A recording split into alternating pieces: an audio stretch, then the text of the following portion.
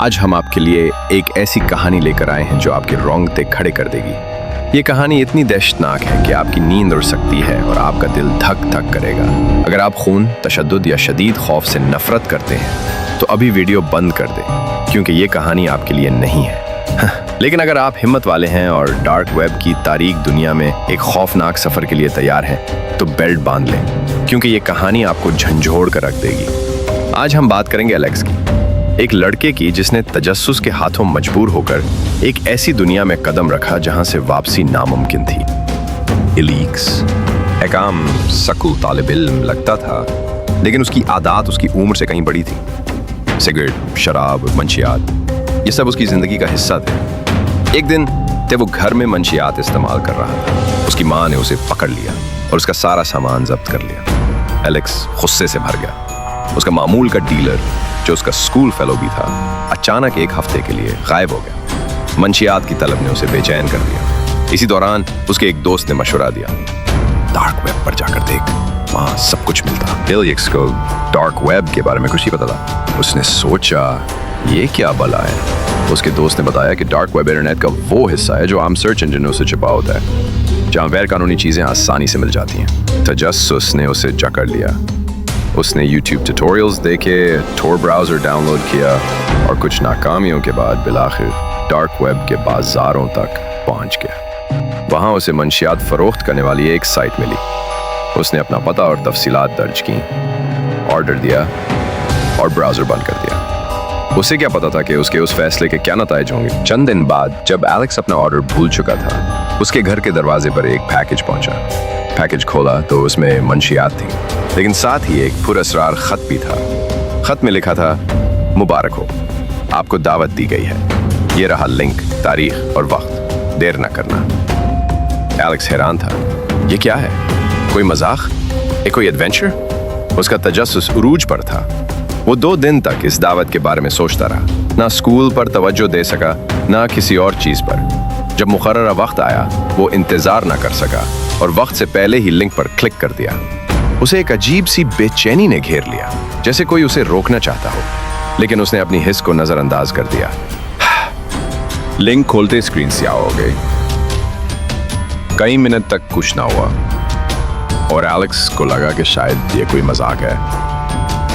پھر اچانک ایک پیغام نمودار ہوا، ہمارے ساتھ شامل ہونے کا شکریہ، اگلا شو 19 گھنٹے 48 منٹ اور 24 سیکنڈ بعد شروع ہوگا۔ الیکس مایوس ہوا، لیکن اس کا تجسس اور بڑھ گیا۔ اگلے دن اسکول جاتے ہوئے اسے ایک نامعلوم نمبر سے پیغام موصول ہوا، آج رات ملاقات ہوگی، بہت مزہ آئے گا۔ یہ پیغام پڑھ کر الیکس خوفزدہ ہو گیا۔ وہ بس میں بیٹھا، لیکن اس کا دل دھک دھک کر رہا تھا۔ اس نے اسکول نہ جانے کا فیصلہ کیا اور گھر واپس بھاگا۔ اس کی ماں دن کے وقت کام پر تھی تو گھر خالی تھا۔ اس نے نامعلوم نمبر پر جواب دینے کی کوشش کی، لیکن کوئی رد عمل نہ آیا۔ گھنٹوں بعد اسے ایک اور پیغام موصول ہوا، جس میں شو کے لیے ابتدائی رسائی کی پیشکش تھی۔ ہچکچاہٹ کے باوجود اس نے لنک دوبارہ کھول دیا۔ ویب سائٹ لوڈ ہونے میں وقت لگا۔ جب اسکرین کھلی تو ایک چیٹ باکس نظر آیا جہاں کے لیے لوگ آپس میں بات کر رہے تھے۔ کچھ لوگوں نے الیکس کو خصوصی مہمان کہہ کر خوش آمدید کیا۔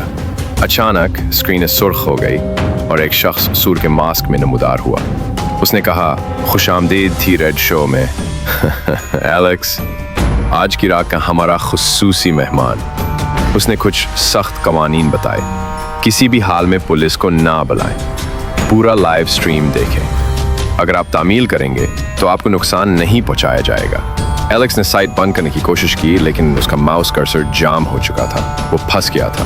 پھر سٹریم ایک کمرے میں منتقل ہوا جہاں ایک عورت کرسی سے بندھی ہوئی تھی۔ اس کا سر کالا بیگ ڈھانپے ہوئے تھا۔ جیسے ہی کیمرہ زوم ان ہوا، الیکس نے اسے پہچان لیا۔ یہ اس کی ماں تھی۔ اس کے بال خون کی طرح سرخ رنگے ہوئے تھے۔ اس کا چہرہ خون آلود تھا اور وہ بے بس تھی۔ چیٹ میں موجود لوگوں نے ظالمانہ احکامات دینا شروع کر دیے۔ اس کا چہرہ کاٹو، اس کے کان چھیلو۔ نقاب پوش افراد نے ان احکامات پر عمل شروع کر دیا۔ الیکس چیختا رہا، الٹی کرتا رہا، لیکن وہ کچھ نہ کر سکا۔